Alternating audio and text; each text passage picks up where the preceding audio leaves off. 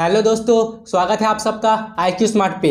हमने अपने बचपन में रामायण जरूर पढ़ी है या देखी है कि कैसे भगवान श्री राम ने अपनी पत्नी सीता माता को रावण के चुंगल से छुड़ाकर सुरक्षित अयोध्या लाए थे। और भगवान श्री राम जिन जिन तरीकों से अपने प्लान्स को एग्जीक्यूट किए थे, इस चीज़ से हमें बहुत ही इम्पॉर्टेंट लेसन्स सीखने को मिलता है जो आज भी उतना ही वैलिड है और हमेशा वैलिड रहेगा। रामायण से हमें विनम्रता, नैतिक गुण, आज्ञाकारिता और साहस जैसे इंपॉर्टेंट लेसन्स सीखने को मिलता है जो हमें धर्म के मार्ग पर चलने का आग्रह करता है। रामायण हम सब का अपना इतिहास है और आज मैं आपको भगवान श्री राम के 5 लीडरशिप लेसन्स के बारे में बताने वाला हूं, जिसे अगर आप अपने लाइफ में प्रैक्टिकली अप्लाई करते हो तो जिस तरह भगवान श्री राम अपने लक्ष्य को पूरा कर दिखाए थे, उसी तरह आप भी अपने लक्ष्य को पूरा कर लोगे। तो फिर देरी किस बात की, आइए शुरू करते हैं। तो दोस्तों आइए हम रामायण से जुड़े 6 इंपॉर्टेंट लेसन्स को अच्छे से समझ लेते हैं। हाँ, तो सबसे पहला लेसन है गोल शुड बी क्लियर, यानी कि आपका लक्ष्य क्या है यह आपको अच्छे से पता होना ही चाहिए। एक अच्छे और ग्रेट लीडर की ये क्वालिटी होती है कि उन्हें अपने लक्ष्य के बारे में पता होता है और उन्हें ये पता होता है कि उन्हें करना क्या है और अपने लक्ष्य को लेकर वो प्लानिंग भी बनाते हैं। जैसे कि भगवान श्री राम को ये पता था कि उनका लक्ष्य केवल एक ही है और वो है माता सीता को रावण के चुंगल से वापस लाना, और इसके लिए उन्होंने कई सारे प्लान्स बनाए और धीरे धीरे वे अपने गोल पे काम करते गए, यानी कि अपने प्लान को एग्जीक्यूट करते गए। और यहाँ सबसे ज़्यादा समझने वाली बात यह है कि जब वो अपने प्लान को, यानी कि जिस प्लान को वो एग्जीक्यूट कर रहे थे, तो उन्हें ये पता था कि मुझे अभी इस वक्त क्या करना है। जब मैं ये प्लान एग्जीक्यूट कर रहा हूँ तो मुझे इस वक्त क्या करना है। सबसे ज़रूरी बात मैं आपको सिखा रहा हूँ, भगवान श्री राम को पता था कि उन्हें करना क्या है, जबकि आज के इस ज़माने में ज़्यादातर लोगों को ये ठीक से पता नहीं होता है कि उन्हें अपने लाइफ में करना क्या है, उनका गोल क्या है। आज के ज़माने में ज़्यादातर लोगों को ठीक से पता नहीं होता है। बस ज़िंदगी जैसे चल रही है, बस वैसे ही वो अपनी ज़िंदगी को केवल काटते रहते हैं। तो मैं आपको क्या सिखाने की कोशिश कर रहा हूँ कि एक गुड लीडर की, एक ग्रेट लीडर की एक क्वालिटी होती है कि उन्हें मालूम होता है कि उनका लक्ष्य क्या है और उनके पास अपने लक्ष्य के लिए प्लानिंग होती है और वे ये जानते हैं कि उन्हें अपने प्लान को कैसे एग्जीक्यूट करना है, यानी कि उन्हें ये पता होता है कि उन्हें करना क्या है। जब आपका गोल और विजन क्लियर होता है और आपके पास आपके गोल के लिए प्लानिंग होती है, तब तो आप पहले से ही आधे युद्ध को जीत जाते हो। क्यों? क्योंकि आपको पता है कि आपको करना क्या है।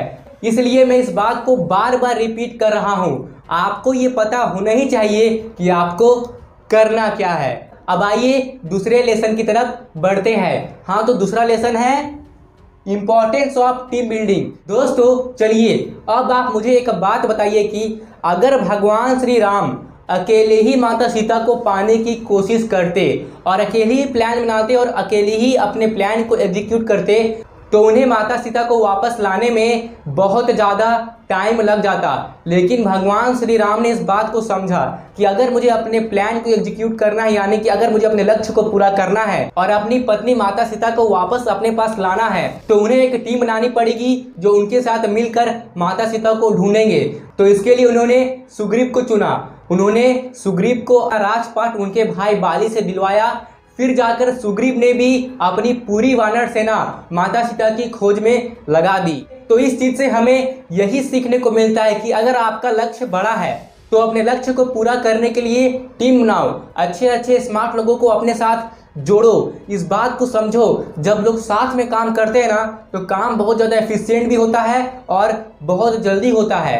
अपने लक्ष्य को तो बड़ा रखो ही, लेकिन टीम बनाकर काम करोगे तो आप अपने लक्ष्य को जल्द ही हासिल कर पाओगे और अच्छे तरीके से हासिल कर पाओगे। अब आइए तीसरे स्किल के बारे में समझते हैं। हाँ, तो तीसरी लेसन है मेकिंग एम्प्लॉयज फील वैल्यूड। जब विभीषण रावण का राजपाट छोड़कर भगवान श्री राम के शरण में गए थे, तो भगवान श्री राम विभीषण को अपनी तरफ शामिल करने से पहले अपने बाकी के टीम मेंबर से पूछते हैं कि क्या मैं विभीषण को अपनी तरफ शामिल कर सकता हूं, क्या ये सही रहेगा। तो दोस्तों आप यहाँ पे इस बात को समझिए, यहाँ पे भगवान श्री राम अपने टीम मेंबर से उनका ओपिनियन जानने के बारे में कोशिश कर रहे हैं। वे उनसे पूछ रहे हैं क्या वो जो कर रहे हैं, वो जो एक्शन लेने वाले हैं, वो सही है या नहीं।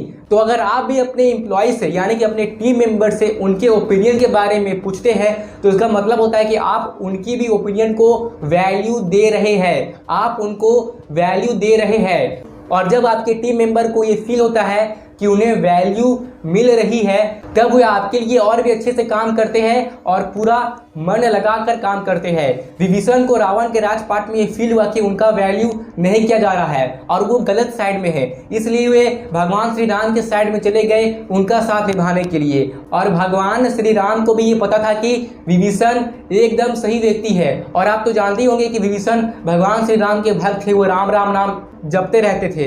तो इस बात का पता भगवान श्री राम को था और वो जानते थे कि विभीषण को अपनी तरफ शामिल किया जा सकता है। फिर भी वे ये जानने के बावजूद अपने टीम मेंबर से उनका ओपिनियन जानने के बारे में कोशिश करते हैं, जिससे ये पता चलता है कि भगवान श्री राम अपने टीम मेंबर को, दूसरे लोगों को भी वैल्यू दे रहे हैं। हाँ, तो अच्छे लीडर की ये क्वालिटी ही होती है कि वे दूसरे लोगों को भी वैल्यू देते हैं, उनके ओपिनियन को सुनते हैं, यानी कि उन्हें वैल्यू देते हैं। अब जरा आप ही सोचिए, जो आपके ओपिनियन को, आपकी बातों को अच्छे से सुनता है, समझता है, आपको उनसे बात करने में काफ़ी अच्छा लगेगा और ये एक अच्छे लीडर की क्वालिटी भी होती है। अब जो चौथी लेसन है वो है ये, right task to right people. भगवान श्री राम को ये पता था कि कौन सा काम उन्हें किस इंसान को देना है। जैसे कि भगवान श्री राम ने अपनी वानर सेना को रामा सेतु बनाने में लगा दिया, अंगद को मैसेंजर के तौर पर रावण के यहाँ भेज दिया कि अभी भी मौका है, आप संधि कर लीजिए, माता सीता को छोड़ दीजिए और भगवान श्री राम के शरण में आ जाइए। लेकिन रावण वहाँ भी अपने बात को नहीं माना, क्योंकि वे अपनी शक्ति के अहंकार में था कि छोटे मोटे पशु वानर सेना लेके वो रावण का क्या बिगाड़ देगा। लेकिन बाद में क्या हुआ ये तो आप जानते ही है। फिर उन्होंने लंका में सबसे पहले हनुमान जी को भेजा। हाँ, तो भगवान राम को ये पता था कि कौन सा व्यक्ति उस काम को कितने अच्छे से कर सकता है। और एक अच्छे लीडर की भी ये क्वालिटी होती है कि उन्हें ये पता होता है कि उनके टीम मेंबर में जितने भी लोग काम कर रहे हैं तो उनका कौन सा मेंबर कौन सा काम अच्छे से कर सकता है और वो वही काम को उस मेंबर को सौंप देते हैं, जिससे कि उनकी जो काम की जो एफिशिएंसी है वो बढ़ जाती है और उनका काम अच्छे तरीके से होता है और समय की भी बचत होती है। हाँ, तो इस लेसन को जरूर सीख लीजिए। जो इंसान जो काम सही से कर सकता है उसी काम को उस इंसान को करने दीजिए, आपका काम ज़्यादा अच्छे से होगा और आपके समय की भी बचत होगी। अब आइए अगले लेसन की तरफ बढ़ते हैं। हाँ, तो अगला लेसन है ह्यूमिलिटी। जैसे कि देखिए, विभीषण भगवान श्री राम के दुश्मन की टीम से थे, लेकिन उन्होंने फिर भी विभीषण को बड़े स्वागत से अपनी टीम में शामिल किया, उनका सम्मान किया और उनका अच्छे से खुशी मन से स्वागत किया। तो यहाँ पे भगवान श्री राम ने ये नहीं देखा कि मतलब विभीषण किस कुल से आए हैं, उनकी टीम क्या है, उनके भाई ने उनकी पत्नी का हरण किया।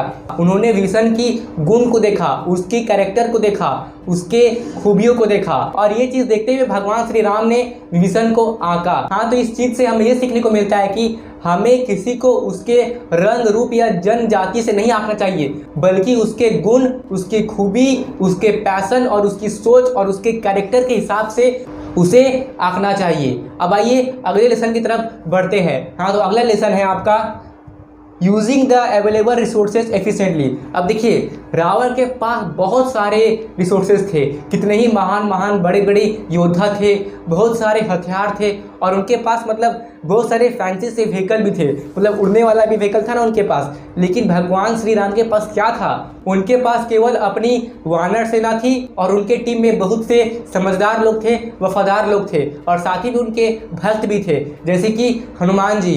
हाँ, तो केवल इन्हीं लोगों का ही यूज़ करके वो बहुत दूर तक चल के आए थे, लंका गए थे। उनके पास जो भी रिसोर्सेज थे उन्हीं अवेलेबल रिसोर्सेज के साथ वे रावण से युद्ध लड़े, जिसके पास अच्छे खासे रिसोर्सेज थे, अच्छे खासे हथियार थे, अच्छे खासे बड़े बड़े महायोद्धा थे।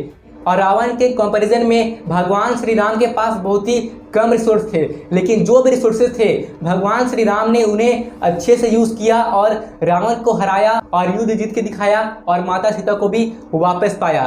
तो यहाँ से हमें ये चीज़ सीखने को मिलता है कि आपके पास जो भी रिसोर्सेज अवेलेबल है उससे आप स्टार्ट करो अपने लक्ष्य को पूरा करने के लिए। ज़्यादा कंप्लेन मत करो, आपके पास जो भी रिसोर्सेज अभी अवेलेबल है आपके पास उसी को एफिशिएंटली कैसे यूज़ करना है दिमाग लगाओ और उसे यूज़ करो और आप शुरुआत करो। तो मैं उम्मीद करता हूं कि आपको ये वीडियो पसंद आया होगा और आपको सारे लेसन अच्छे से समझ में आए होंगे। अगर आपको कुछ भी डाउट है तो आप मुझे कमेंट बॉक्स में पूछ सकते हैं और आप मुझे इंस्टाग्राम, फेसबुक और टेलीग्राम में जरूर ही फॉलो कर लीजिए। उन सब की लिंक आपको डिस्क्रिप्शन बॉक्स में मिल जाएगी। और आप चिंता बिल्कुल मत करिए, धैर्य रखिए, कर्म कीजिए, ज्ञान लीजिए, मेहनत करते रहिए, बन जाएंगे आपके सारे बिगड़े काम। बस नाम लेते रहिए। जय श्री राम।